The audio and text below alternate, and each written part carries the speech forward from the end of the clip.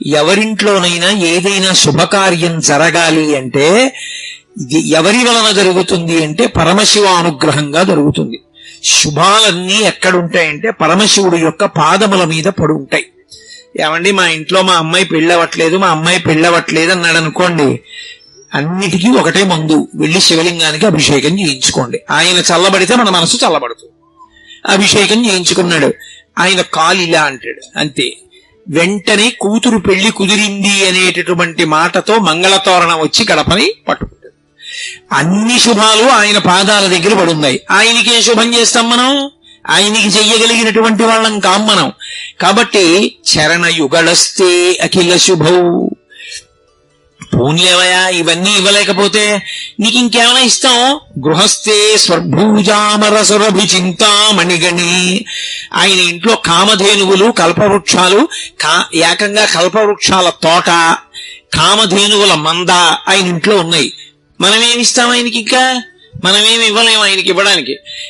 అసలు చింతామణి పాణిగ్రాహి, చింతామణులకు చింతామణి పార్వతీదేవి ఆయన ఇల్లాలు, ఆయనకి మనమేమిస్తాం? కాబట్టి గృహస్థే స్వర్భూజామరసురభి చింతామణిగణి, అటువంటి వాడికి ఇవ్వడానికి కమర్థం దాస్యేహం. నన్నేమిమ్మంటావు? ఇంకా ఇవ్వడానికి ఏం లేదు, నా దగ్గర ఉన్నది ఒకటే. ఏమిటో తెలుసా? అది నేను నేను నేను అనేది, నీ వాడను కాను కాను అని అడ్డం పడేది నా మనసు ఒకటే. దాన్ని నీకు ఇచ్చేస్తాను, పుచ్చేసుకో. భవతు భవదర్థం మమ మనః. నా మనసుని నీదిగా తీసేసుకో. తీసేసుకుంటే నా మనసు నీదైపోతే ఎప్పుడూ నువ్వు నా మనసులో ఉంటావు, చాలు నాకు. కాబట్టి నా మనసు లొంగట్లేదే, నా మాట వింటలేదు, ఎటో పోతోంది అస్తమానం. ఉషేయి శివుడి పాదాలు పట్టుకోవే అంటే పట్టుకోకుండా అన్ని చోట్ల తిరుగుతోంది. కాబట్టి దీన్ని నువ్వు ఉచ్చేసుకో. ఇది నీ మాట వింటే నీ దగ్గర ఉండాలిగా, నీ దగ్గర ఉండట్లా, ఇది తిరుగుతున్న దాన్ని నువ్వు ఉచ్చేసుకో. ఎంత భక్తితో ప్రార్థించారో చూడండి. అటువంటి ఆయనకి మనం ఏమి ఇవ్వగలం? మనం ఇవ్వడానికి ఏం ఉండదు.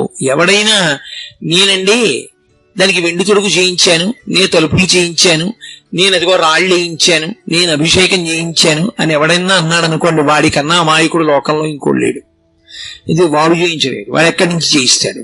అసలు వాడన్నవాడు ఉన్నాడంటే శివుడు శరీరాన్ని చేసి ఇచ్చాడు కాబట్టి, లేకపోతే శరీరమే లేదు. ఇక నేనన్న మాట ఎక్కడి నుంచి వచ్చింది?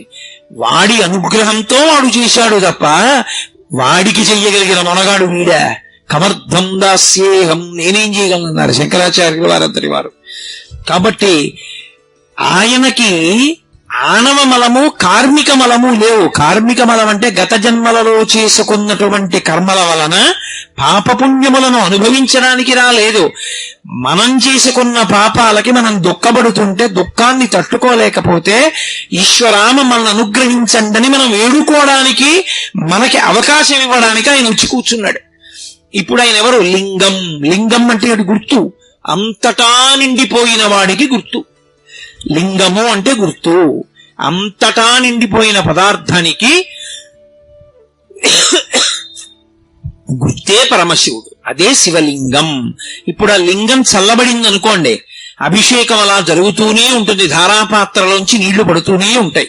చల్లబడింది అనుకోండి, అలా చల్లబడితే మన మనసులన్నీ చల్లబడతాయి. అందుకే లోకం అంతా బాగుండాలి, లోక కళ్యాణార్థం అభిషేకం. కూతురికి పెళ్ళవ్వాలి, అభిషేకం. కొడుక్కి ఉద్యోగం రావాలి, అభిషేకం. నా ఆరోగ్యం బాగుండాలి, అభిషేకం. ఏమిటో ఇంట్లో పశువులు చచ్చిపోతున్నాయి, ఏదో తెగులొచ్చి, అభిషేకం. పంట పండుతోంది, చేతికి రావట్లేదు, ప్రకృతి విపత్తులు వస్తున్నాయి, అభిషేకం. వర్షాలు పట్టలేదు, అభిషేకం. శ్రీకాళహస్తిలో మృత్యుంజయలింగం అని ఉంటుంది, దక్షిణామూర్తి ఎదురుగుండా. దానికి గోడలు పూర్తిగా ఉండవు, సగం వరకే ఉంటాయి గోడలు. శివలింగం కనపడుతూ ఉంటుంది, తలుపు ఉంటుంది. ఎక్కడ వానలు పడలేదనుకోండి, సువర్ణముఖరి నదిలో నీళ్లు ప్రవహించకపోతే ఏం చేస్తారంటే ఆ తలుపు మూసేస్తారు, గోడ కట్టేస్తారు. కట్టేసి ఆ గోడలు పైకి పెంచేస్తారు, ఆ పైకప్పు దగ్గరికంటా పెంచుతారు. పెంచి అర్చకులు గోడెక్కి కూర్చుంటారు. కూర్చుని సువర్ణముఖరి నదిలో ఉండేటటువంటి జలాల్ని కొత్త కుండలతో తెప్పించి రుద్రం అందరూ కూర్చుని చెప్తూ అభిషేకం చేసేస్తారు. చేసేస్తే ఆ నీళ్లలో శివలింగం మునిగిపోయే వరకు చేస్తారు. శివలింగం చివరి భాగం నీటిలో మునగగానే ఆకాశం అంతా నల్లటి మబ్బులు వచ్చి మెరుపులు మెరిసి వర్షం పడిపోతుంది. ఇన్ని మాటలో జరిగింది శ్రీకాళహస్తిలో. మీరు ఇప్పటికీ శ్రీకాళహస్తి అడితే ఆ శివలింగం దక్షిణామూర్తి ఎదురుగున్నా ఉన్న శివలింగానికి వర్షాలు పడకపోతే అభిషేకం చేస్తారని చెప్పారు కోటేశ్వరారు. ఏదా శివలింగం అంటే చూపిస్తారు. కాబట్టి వర్షాలు పడలేదు, శివలింగానికి అభిషేకం. లోకంలో అన్నం దొరకట్లేదు, పరమశివుడికి అన్నాభిషేకం. ఏది జరగకపోయినా ఆయన చల్లబడితే మనం చల్లబడతాం. ఆయన ఎందుకు మరి వేడిగా ఉంటాడు అంటే, మనం ధర్మం పట్టుకోకపోతే, మనం తప్పుడు మార్గంలో తిరుగుతుంటే, వేదాన్ని వదిలిపెట్టేస్తే, భక్తితో బ్రతకవలసిన వాళ్ళు భక్తితో బ్రతకకుండా కృతజ్ఞతతో బ్రతుకుతుంటే, ఆయన దేవాలయంలో ఒక దీపం కూడా పెట్టకపోతే, ఆయనకి పట్టుకొచ్చి కృతజ్ఞతతో ఇన్నిచ్చిన వాడికి ప్రేమతో మళ్ళీ ఆయనకి ఏమీ ఇవ్వకపోతే ఆయనకి చీకాకు కలుగుతుంది. తండ్రే అయినా తాను కష్టపడి పెంచి పెద్ద చేసినటువంటి కొడుకు, నాన్నగారు లోపలికి వస్తున్నారు అనుకోండి, ఏదో డబ్బు లెక్క పెట్టుకుంటున్నాడు కొడుకు, నాన్నగారు లోపలికి వెళ్ళారు, ఆయన ఏం అడగలేదు, ఏమిట్రా డబ్బు ఎంత ఎక్కడిది అని ఏం అడగలేదు. కానీ చటుక్కున పెట్టిలో పెట్టి తలుపేసి తిరిగి నించున్నాడు అనుకోండి, ఆ తండ్రికి ఎంత బాధేస్తుంది. నేను వీడిని కని పెంచి పెద్ద చేశాను, ఉద్యోగం కూడా VRS పెట్టేశాను, వీడికి ఇంత చదువు చెప్పించాను, ఇల్లు కొనిచ్చాను, ఆ డబ్బు నేను పట్టుకుపోతానా? ఆ డబ్బు నన్ను చూసి చటుక్కున పెట్టిలో పెట్టి తలుపేసుకున్నాడే అని పెద్ద ఆయనకి బాధ కలిగి ఆయన ఏం చేస్తాడంటే, నాన్న ఉందాం అనుకున్నాను కానీ ఏమిటో మన ఊరి మీదకి భ్రాంతి పోయిందిరా, నేను బయలుదేరిపోతున్నానని వెళ్ళిపోతాడు. ఉండడు. నేను అబద్ధం చెప్పాను అనుకుంటున్నారా? కృతజ్ఞతతో పాపభూయిష్టమైన జీవితంతో భగవంతుడి పట్ల మర్యాదతో బ్రతకకపోతే ఈ దేశంలో భగవంతుడు నడిచి వెళ్ళిపోయాడు దేవాలయాల్లోంచి. అనేక సంఘటనలు జరిగాయి. కంచి నుంచి కామాక్షి వెళ్ళిపోయింది. అలా ఒకప్పుడు కంచిలోంచి కామాక్షి పరదేవత వెళ్ళిపోయింది. వెళ్ళిపోయి తంజావూరు వెళ్ళిపోయింది. వెళ్ళిపోయి తంజావూరులో ఉండిపోయింది స్వర్ణకామాక్షి. అందుకే ఇప్పటికీ తంజావూరు స్వర్ణకామాక్షి దగ్గరికి వెడితే ఆవిడ ఎంతో సంతోషపడుతుంది. వీడొక్కడరా, నేను కంచి విడిచిపెట్టి వచ్చేశానని నా కోసం వీడొచ్చాడు తంజావూరు అంటుంది. స్వర్ణకామాక్షి వెళ్ళిపోయింది. శ్రీరంగం నుంచి రంగనాథుడు వెళ్ళిపోయాడు ఒకప్పుడు. అలా వెళ్ళిపోతేనే కదా ఇవాళ తిరుమలలో రంగనాయకుల మంటపం ఉంది. అక్కడి నుంచి వచ్చేసిన రంగనాథుడు తిరుమలలో రంగనాయకుల మంటపంలో ఉండిపోయాడు చాలా కాలం. భగవంతుడు కూడా దేవాలయాలు విడిచిపెట్టి వెళ్ళిపోయాడు. నేరెళ్ళమ్మ వెళ్ళిపోయింది తూర్పుగోదావరి జిల్లాలోని. అన్నవరం వెళ్ళిపోయింది రత్నగిరి దగ్గరికి. ఎందుకు వెళ్ళిపోతారు దేవతలంటే, గుళ్లల్లోంచి అసహ్యం కలిగితే వెళ్ళిపోతారు. డబ్బు లెక్క పెట్టుకుంటున్న కొడుకు తండ్రిని చూసి డబ్బు దాచుకుంటే అసహ్యించుకున్న తండ్రి తన ఇంటికి తాను వెళ్ళిపోయినట్టే పరమేశ్వరుడు కూడా ఊరు విడిచిపెట్టి వెళ్ళిపోతాడు. అలా వెళ్ళిపోయాడు అనుకోండి, ఉత్పాతములు సంభవిస్తాయి. అందుకే మేమందరం రోజు నీకు ఉపచారాలు చేయట్లేదు, తప్పులే చేస్తున్నాం. అయినా నువ్వు మా కన్న తండ్రివి. ఏమీ తెలియనటువంటి బిడ్డడు మహాపండితుడైనటువంటి తండ్రిని గుండెల మీద కాళ్లతో తంతాడు. అంత మాత్రం చేత కాలు విరిచేస్తాడా తండ్రి? ముద్దు పెట్టుకుంటాడు. మేమందరం తప్పు చేశాం, తప్పు చెయ్యట్లేదని అనలేదు. అందుకే అభిషేకం చేసేటప్పుడు నమస్తే రుద్రమన్యవగుతోత ఇషవే నమః, నమస్తే అస్తు ధన్వనే బాహుభ్యాముతే నమః అని, అయ్యా మీ చేతిలో ఉన్న ధనస్సుకి నమస్కారం, అయ్యా మీకున్న కోపానికి నమస్కారం. బిడ్డలం, ఆ కోపం విడిచిపెట్టేయండి. ఏదో తెలియక తప్పు చేశాం, మమ్మల్ని మన్నించండి. చాలా మంది తెలియక ఒక మాట చెప్తుంటారు, రుద్రుడు అంటే రౌద్రమున్నవాడు, కోపంతో ఉంటాడు ఆయన అంటుంటారు. పరమ తప్పు. రుద్రుడు అంటే కోపంతో ఉన్నవాడని కాదు అర్థం. రుత్ అంటే వేదం. వేదము చెప్పినటువంటి ధర్మముతో బతకాలనేటటువంటి అనుగ్రహమును కల్పించేవాడెవరో ఆయన శివుడు, ఆయన రుద్రుడు. ఈ మాట కొంచెం జాగ్రత్తగా పట్టుకోవాలి. ఆయనకి పశుపతి అని ఒక పేరు. పశుపతి అంటే పశువులకు పతి. ఎవరు పశువులు? మనందరం పశువులమే, మీరేమనుకోకండి. మనందరం పశువులం. ఎందుకని? పశువు అంటే 3 మాటలు ఉంటాయి. ఒకటి రాట ఉంటుంది, 2 తాడు ఉంటుంది, దానితో కట్టబడేటటువంటి జంతువు ఉంటుంది. ఈ 3 ఉంటే పశువు. మనకి కూడా 3 ఉంటాయి. ఏమిటి? రాట జన్మ, పుట్టడం రాట, పాశములు కర్మపాశములు. మనం అనేకమైనటువంటి రజోగుణ తమోగుణ ప్రవృత్తులతో తిరగడమే పశుత్వం. ఇప్పుడు కర్మపాశముల చేత జన్మ అనేటటువంటి స్తంభానికి పశువై కట్టబడి ఉంటాడు. ఎప్పుడైతే పశుత్వం పోయిందో పతి ఒకటే మిగులుతుంది. అప్పుడు పశువు ఉండడు, పతి ఉంటుంది. అంటే ఆయనే శివుడైపోతాడు. కట్టు కట్టడానికి కట్టు విప్పడానికి ఒక మార్గం ఒకటి ఉంటుంది. ఇది మీకు అర్థమయ్యేటట్టు ఎలా చెప్పాలి అని నేను సతమతం అవుతున్నాను. కట్టు కట్టినటువంటి దాన్ని విప్పడానికి కూడా కట్టే వెయ్యాలి. ఎలా వేస్తారంటే, మీకు పల్లె పట్టు గురించి తెలుసు కాబట్టి కొంత తెలుస్తుంది. ఆ రైతు పొలంలోకి వెళ్ళి సాయంకాలం ఇంటికి తిరిగి వచ్చేస్తూ ఇంట్లో ఉండేటటువంటి ఆవుకి పచ్చిగడ్డి మోపు కడతాడు. తాటాకు తీసుకొచ్చి గట్టిగా మోపు కట్టి ఆ తాటాకు చుట్టూ తిప్పి ఇలా తిప్పేసి ముడేసేసి దాని కిందకి తోపేస్తాడు. ఇప్పుడు అట్నుంచి తిరిగి వచ్చాడు, ఆ కట్టు విప్పాలి.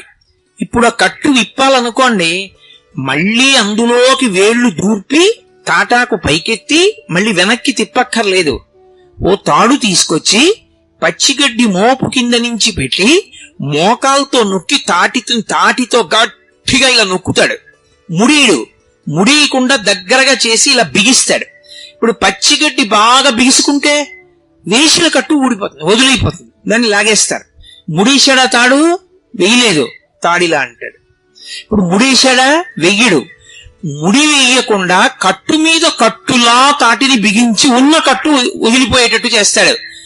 అలా కట్టు ఉన్నంతకాలం కర్మపాశములు పట్టి ఉన్నంతకాలం పశువు. ఆ పాశం పోవాలంటే, కట్టు పోవాలంటే ఆయన పని చేస్తాడు. పైన పెద్ద కట్టుతో నొక్కుతాడు. ఏమిటా కట్టు అంటే ధర్మం. ఇప్పుడు ఆయన చేస్తాడు, భక్తుడు కూడా. ఏమిటి చేస్తాడంటే ధర్మం కోసమే చేస్తాడు. ఏది చేసిన ఈశ్వరుడు ఇలా నన్ను బ్రతకమన్నాడు, ఆయన ఎలా బ్రతకమన్నాడో నేను అలా బ్రతుకుతున్నానంతే. అదే కర్మ తప్ప ఇంకా ఆయనకేం కోరికలు ఉండవు.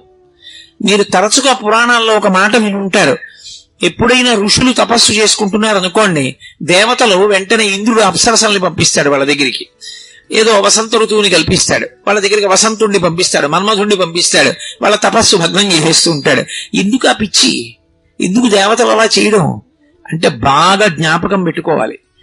ఎందుకు దేవతలు మనిషిని జ్ఞానమును పొందకుండా చూస్తారంటే, మనం మామూలుగా ఉన్నంత కాలం నాకేదో ఒకటి కలిసి రావాలి, ఏదో ఒకటి కలిసి రావాలి అన్నంత కాలం దేవతా సంబంధమైన క్రతువులు చేస్తాం.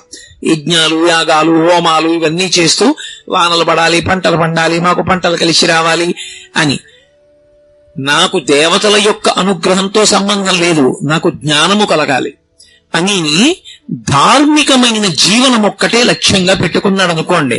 అప్పుడు ఇక అతను దేవతలకి అన్నం పెట్టడం అంటే ఇక యజ్ఞయాగాదులు చేయడు. ఆ స్థాయికి వెళ్ళిపోకుండా ఉండడం కోసం కిందికి తీసుకురావడానికి వాళ్ళు తపోభంగం చేస్తూ ఉంటారు తప్ప అంతకన్నా వాళ్ళు ఏదో చెడ్డ పనులు చెయ్యాలని కాదు. ఇప్పుడు శివుడు గట్టి కట్లు వేస్తాడు, వేస్తే ఆ వేసిన కట్లు జారిపోతాయి. అంటే ఇంతకు ముందు మనం చేసినటువంటి పాపపుణ్యములన్న దూది పర్వతంలో ఒక చిన్న అగ్ని నిరుసుపడింది అనుకోండి, కాలిపోతుందా? కాలిపోదా? అన్ని పాపపుణ్యములు కాలిపోతాయి. కాలిపోతే జ్ఞానం ఒక్కటే మిగులుతుంది. ఇక పుట్టవలసిన అవసరం ఉండదు. అప్పుడు పశు ఉండదు, అంటే జన్మ ఉండదు, రాట ఉండదు, పాశం ఉండదు, కట్టబడిన వాడు ఉండడు. పశువు పోతే మిగిలినదేది? పతి ఒక్కడే మిగులుతాడు. ఎవడా పతి? పతిం విశ్వస్యాత్మేశ్వరగుం శాశ్వతగుం శివం అచ్యుతం. ఆయనే పతి.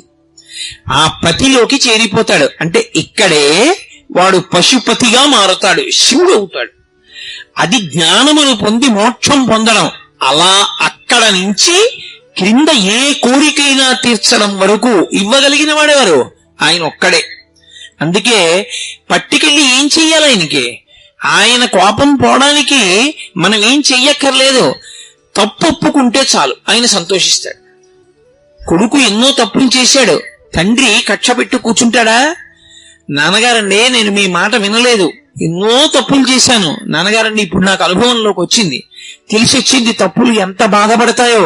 నాన్నగారండి ఇక నేను తప్పు చెయ్యను, నేను చేసిన పాపాలు పోవడానికి ఒక వారం రోజులుండి మీతో కలిసి కూర్చుని సంధ్యావందనం చేసుకుని మీ కాళ్ళు పట్టి మీతో ఉండి వెళ్ళిపోతాను నాన్నగారు. ఇక నేను జీవితంలో ఎంతో భక్తితో ధార్మికంగా బతుకుతానన్నాడు. తండ్రి పరమ సంతోషాన్ని పొందేస్తాడా? పొందేయడా?